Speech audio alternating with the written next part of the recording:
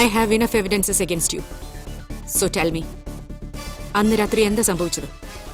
ജനാർദ്ദനൻ സാറും ഞാനും കൂടി അവിടെ ചെന്നപ്പോൾ കണ്ടത് ചോരയിൽ കുളിച്ചു കിടക്കുന്ന ആ ചെറുപ്പക്കാരനെയായിരുന്നു. അത് കണ്ട ഉടനെ സാറ് പുറത്തേക്ക് ഓടി. പക്ഷേ ഞാൻ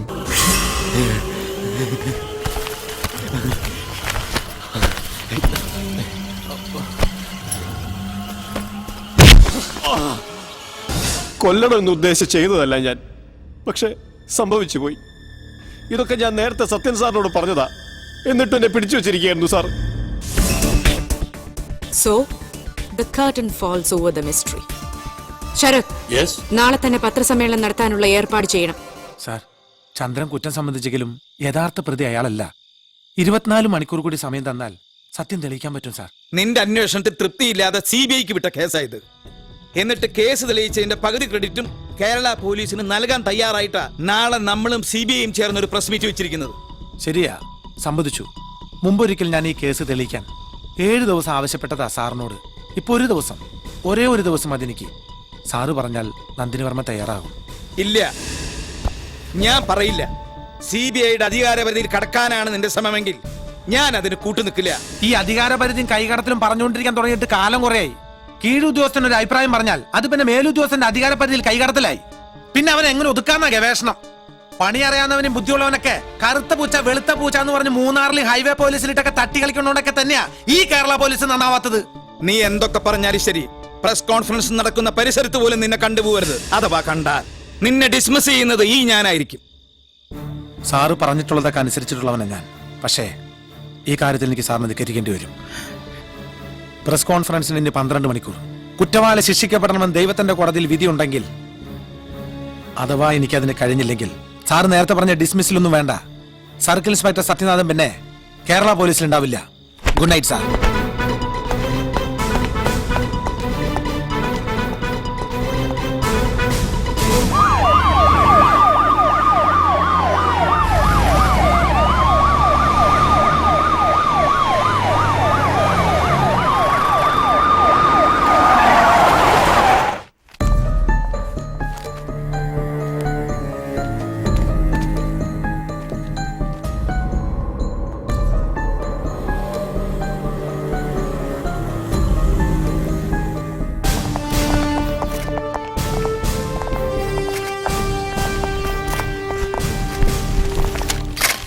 തികച്ചും അപൂർവമായ ഒരു മുഹൂർത്തത്തിലാണ് നാം ഇന്നിവിടെ സാക്ഷ്യം വഹിക്കുന്നത്.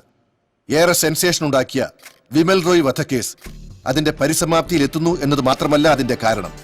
കേരള പോലീസും CBIയും പരസ്പരം കൈകോർത്ത് പിടിച്ചിട്ടാണ് ഈ നേട്ടം കരസ്ഥമാക്കിയത് എന്നതാണ്. കൂടുതൽ വിവരങ്ങൾ CBI ഓഫീസർ നന്ദിനി വർമ്മ തന്നെ പറയട്ടെ. Thank you sir. പ്രതികളിൽ ഒരാളായ സഞ്ജനയെ കേരള പോലീസ് നേരത്തെ തന്നെ കണ്ടെത്തിയിരുന്നു. കേരള പോലീസിന്റെ നിഗമനങ്ങളെ പിന്തുടർന്നു തന്നെയാണ് ഞാൻ യഥാർത്ഥ പ്രതിയെ കണ്ടെത്തിയത്. തുടക്കത്തിൽ ഈ കേസ് അന്വേഷിച്ച സത്യനാഥനെയും ഞാനിവിടെ പ്രതീക്ഷിച്ചെങ്കിലും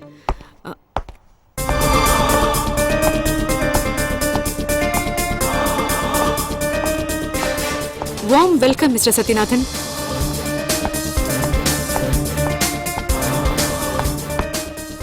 മാഡം, ഈ പ്രസ് മീറ്റിംഗ് ഒന്ന് നിർത്തിവെക്കണം. നിർത്തിവെക്കാനോ? എന്തിന്? ഈ കേസ് സംബന്ധമായ ചില കാര്യങ്ങൾ എനിക്ക് മാഡത്തോട് സംസാരിക്കാനുണ്ട്. ഇങ്ങോട്ട് വരരുതെന്ന് ഞാൻ ഇന്നലെ വാൺ ചെയ്തതാ. ഇല്ലാ കഥകളും പറഞ്ഞ് ഷൈൻ ചെയ്യാനാണ് ഉദ്ദേശമെങ്കിൽ അത് നടക്കില്ല. Please quit the place. Shine ചെയ്യാനായിരുന്നെങ്കിൽ ഈ പത്രസമ്മേളനം ഒരു ദിവസത്തേക്ക് മാറ്റിവെക്കണമെന്ന് സാറിനോടും മാഡത്തിനോട് റിക്വസ്റ്റ് ചെയ്യേണ്ട ആവശ്യമില്ലായിരുന്നു എനിക്ക്. അല്ലെങ്കിൽ മറ്റേതെങ്കിലും ഹാൾ ബുക്ക് ചെയ്ത് എനിക്ക് നടത്താമായിരുന്നു ഇതുപോലൊരു പത്രസമ്മേളനം. ഈ വൈകിയ വേളയിലെങ്കിലും എനിക്ക് പറയാനുള്ളത് കേൾക്കാൻ തയ്യാറായില്ലെങ്കിൽ ഇതെന്റെ രാജിക്കത്ത. ഇത് സ്വീകരിക്കാം സാർ. വേണ്ട സർ. സത്യനാഥിന് പറയാനുള്ളത് എന്താന്ന് വെച്ചാൽ അയാൾ പറയട്ടെ. മാഡം, ഈ പ്രസ് മീറ്റ് നോ പ്രോബ്ലം. എന്തായാലും നിങ്ങൾക്ക് പറയാനുള്ളതും ഈ കേസ് സംബന്ധിച്ച കാര്യമാണല്ലോ. മീഡിയയും അറിയട്ടെ അത്. ഇനി യാതൊരു കഴമ്പുമില്ലാത്ത കാര്യങ്ങളാണ് നിങ്ങൾ പറയുന്നതെങ്കിൽ ലോകം മുഴുവൻ ലൈവായി കാണട്ടെ. നിങ്ങൾ കേരള പോലീസിന്റെ കഴിവുകേട്. Thank you madam. പൂർവ്വകാമുകനെ സഞ്ജന കുത്തിവീഴ്ത്തിയത് ഭാരത സ്ത്രീയുടെ ഭാവശുദ്ധി സംരക്ഷിക്കാനൊന്നും ആയിരുന്നില്ല. വെള്ളിത്തിരയ്ക്ക് പിന്നിലെ ഗ്ലാമറും പ്രശസ്തിയും നിലനിർത്താനായിരുന്നു. ശരിയല്ലേ?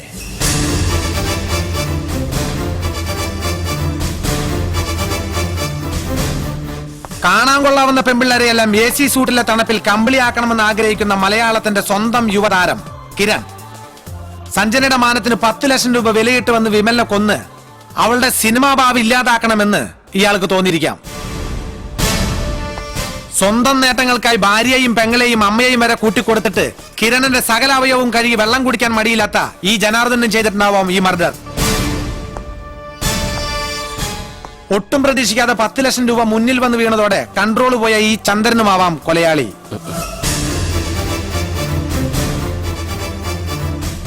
മാഡത്തിന്റെ കണ്ടെത്തലുകളും തെറ്റില്ല, എല്ലാം ശരി തന്നെ. പക്ഷേ വിമലിന്റെ തല ഭിത്തിലൂടെ പോകുന്ന പൈപ്പിൽ ഇടിച്ചു എന്ന് ചന്ദ്രൻ സമ്മതിച്ച ഉടനെ അയാളെ പ്രതിയാക്കി കേസ് ക്ലോസ് ചെയ്യാൻ കേരള പോലീസിനും ആഭ്യന്തരമന്ത്രിയും കൂട്ടുപിടിച്ച് ഇങ്ങനൊരു പത്രസമ്മേളനം വിളിച്ചു കൂട്ടുന്നതിന് മുമ്പ് മാഡം ചെറിയൊരു പോയിന്റ് ശ്രദ്ധിക്കണമായിരുന്നു.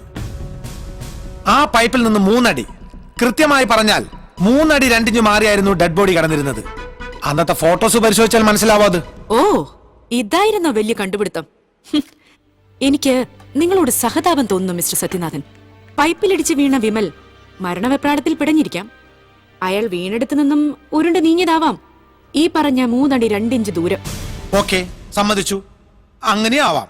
പൈപ്പിലിടിച്ച് ഇടിയാണ് മരണ കാരണമെങ്കിൽ അയാൾ വീണെടുത്ത് മുഴുവൻ ചോരപ്പാടുകൾ കാണേണ്ടതായിരുന്നു. എങ്ങനെയും പണവുമായി രക്ഷപ്പെടാൻ ഉദ്ദേശിച്ച ചന്ദ്രനിടിച്ച ഇടി ഒരാളുടെ തലയൊട്ടി പിളർക്കാൻ മാത്രം മാരകമാവില്ല മാഡം. അത്ര ഫോഴ്സിലാണ് ഇടിച്ചെങ്കിൽ തന്നെ തുരുമ്പ് പിടിച്ച ആ പൈപ്പ് തകർന്ന് തരിപ്പണമായി പോയി തന്നെ. എന്താ മാഡം ഇപ്പോഴും എന്നോട് സഹതാപം തോന്നുന്നുണ്ടോ? ചന്ദ്രനെ നേരത്തെ എന്റെ കയ്യിൽ കിട്ടിയതുകൊണ്ട് ഇയാളുടെ മൊഴിയിലെ പ്രശ്നങ്ങൾ എനിക്ക് ബോധ്യമായിരുന്നു. പക്ഷേ ഈ ചന്ദ്രനിലേക്ക് എത്താൻ CBI-ക്കാർ ലളിതയും കിരണും വഴി ചുറ്റിത്തിരിയുമ്പോൾ മറ്റൊരു കൊലയാളിയുടെ സാന്നിധ്യം ഈ കേസിലുണ്ടെന്ന് തോന്നിയ ഞാൻ വിമൽ റോയ് എന്ന ക്രിമിനലിന്റെ ഗിരണ്ട ഭൂതകാലത്തിലൂടെ ഒന്ന് സഞ്ചരിക്കുകയായിരുന്നു. പളനിയിലേക്ക് ഇന്ന് എല്ലാവരെയും തെറ്റിദ്ധരിപ്പിച്ച് ഗോവയ്ക്ക് നടത്തിയ യാത്രയിലാണ് ഞാൻ വേറൊരു കഥ അറിയുന്നത്. ഒരു 15 വയസ്സുകാരി പെൺകുട്ടിയുടെ കഥ. ചെറുപ്പത്തിലെ അമ്മ നഷ്ടപ്പെട്ട അവൾക്ക് എല്ലാം അച്ഛനായിരുന്നു. സഞ്ജനയുടെ അനുഭവം വിമലിൽ നിന്നും അവൾക്കുമുണ്ടായി. 10ാം ക്ലാസ്സിൽ പഠിക്കുന്ന ഒരു വിദ്യാർത്ഥിനിക്ക് താങ്ങാൻ പറ്റാത്തതായിരുന്നു അത്. പരീക്ഷ ഹാളിൽ നിന്നും മാനസിക നില തെറ്റി നിലവിളിച്ചു കൊണ്ടോടിയ ആ പെൺകുട്ടിയുടെ ചിത്രം മനസ്സിൽ നിന്നൊരിക്കലും മായില്ലെന്ന ഗോവയിൽ അവളുടെ അധ്യാപകർ എന്നോട് പറഞ്ഞത്. കാരണം എല്ലാ ക്ലാസ്സിലും അവളായിരുന്നു അവരുടെ റാങ്ക് ഹോൾഡർ. ഓക്കെ, സമ്മതിച്ചു. പക്ഷേ ഇതൊക്കെ എന്തിനാ ഇപ്പൊ പറയുന്നതെന്നാ എനിക്ക് മനസ്സിലാവാത്തത്. ഞാൻ പറയട്ടെ മാഡം, കൊല ചെയ്തത് ആരായാലും വിമൽ കൊല്ലപ്പെട്ട രാത്രി പരിഭ്രാന്തിയോടെ ഹൈവേയിലെത്തിയ അയാൾ ചരക്കിറക്കി മടങ്ങിയ ഒരു ലോറിയിൽ കയറി കോയമ്പത്തൂരിൽ ഇറങ്ങി. വൈകിട്ടത്തെ തമിഴ് പത്രത്തിലും പിറ്റേന്നത്തെ പാലക്കാട് എഡിച്ച മലയാള പത്രങ്ങളിലും വിമലിന്റെ മരണവാർത്ത കാണാതെ വിമൽ മരിച്ചിട്ടില്ല എന്ന് പരിഭ്രാന്തിയോടെ അയാൾ വിമലിനെ തേടി വിമൽ താമസിച്ചിരുന്ന ലോഡ്ജിൽ വീണ്ടും എത്തി. ആര്? ഞാൻ പറഞ്ഞ കഥയിലെ പെൺകുട്ടിയെ ജീവന് തുല്യം സ്നേഹിച്ച അവൾ സ്നേഹിച്ച ഒരാൾ. അയാളാണ് ഈ കൊലപാതകത്തിന് പിന്നിൽ.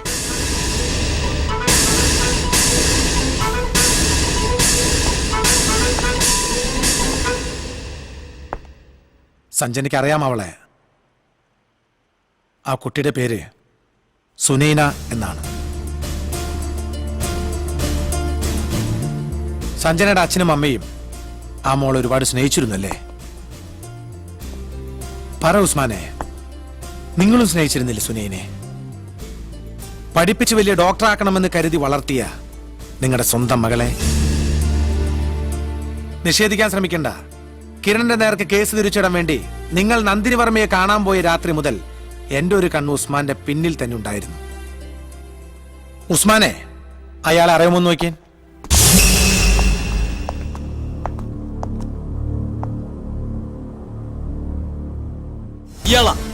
ഇയാളാ 2 തവണയും വിമൽ അന്വേഷിച്ച് ലോഡ്ജിൽ വന്നത്.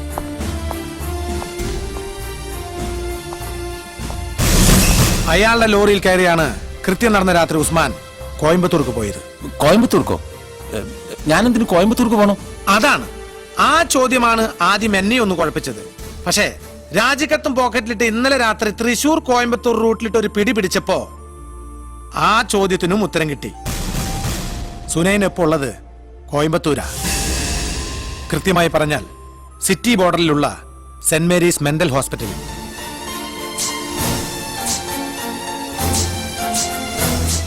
വിമലിനെ വകവരുത്തിയ ശേഷം കോയമ്പത്തൂരിലെ ഹോസ്പിറ്റലിലെത്തിയ നിങ്ങൾ മകളോടുള്ള കടമ നിർവഹിച്ച സംതൃപ്തിയോടെ അവിടെ മധുരം വിതരണം ചെയ്തു.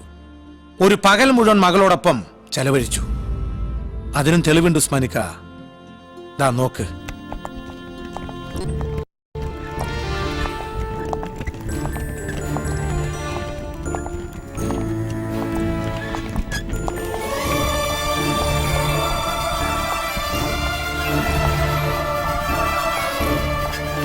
മോളെ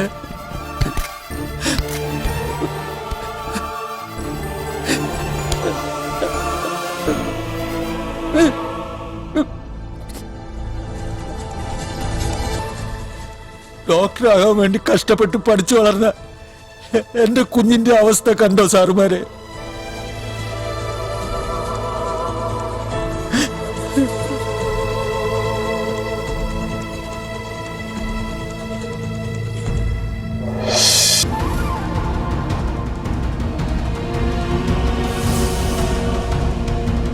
അവളെ ഇല്ലാതാക്കിയത് അവനാ, വിമൽ.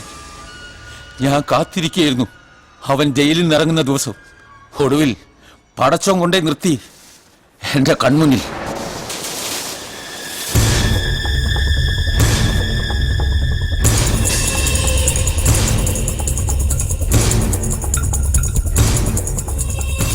എന്റെ മൂത്ത മോളായി തന്നെ ഞാൻ കരുതുന്ന ലീലയെ കൂടുതൽ കുഴപ്പത്തിലാക്കുന്നതിന് മുമ്പ് അവന്റെ കഥ കഴിക്കണം. പക്ഷേ അവനെ അന്വേഷിച്ച് ലോഡ്ജിലെത്തിയ ഞാൻ അറിഞ്ഞത് അവൻ അവിടുന്ന് നേരത്തെ പുറത്തുപോയി എന്ന വിവരമായിരുന്നു. ഞാൻ വേഗം ലീലയുടെ വീട്ടിലെത്തി, ആരും അറിയാതെ.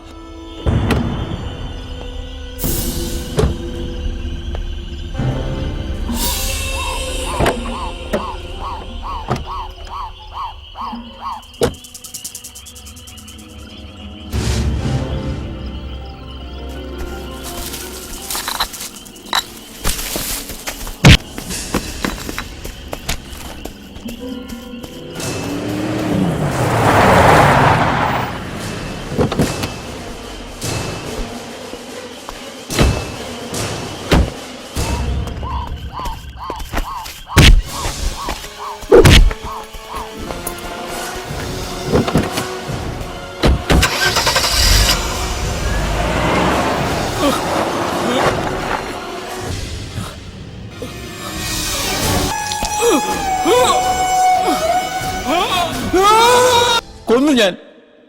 ഒരു ബാപ്പയും എന്നെ പോലെ ഇനി വേദനിക്കാതിരിക്കാൻ കൊന്നു ഞാൻ.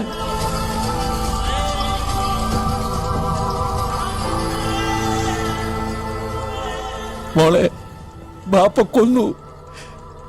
എന്റെ മോളെ ഇങ്ങനെ ആക്കിയോനെ ബാപ്പ കൊന്നു. നിയമത്തിന് മുന്നേ എല്ലാവരും തുല്യരായതുകൊണ്ട് നിങ്ങൾക്ക് ഇയാളെ കസ്റ്റഡിയിൽ എടുക്കാം മാഡം. ശിക്ഷ അറിയിക്കുന്ന ഈ കൊടും ക്രിമിനൽ കൂട്ടത്തിൽ ഈ പാവം ബാപ്പയെ ഇങ്ങനെ കൊണ്ടു നിർത്തേണ്ടി വന്നതിൽ എനിക്ക് വിഷമമുണ്ട്.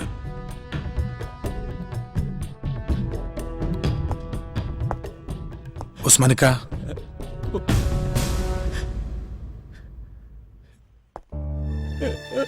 മോളോർത്ത് ഉസ്മാനിക്ക വിഷമിക്കണ്ട. ഒരു കൂടപ്പുറപ്പന്റെ സ്ഥാനത്ത് ഞാനുണ്ട് അവൾക്ക്.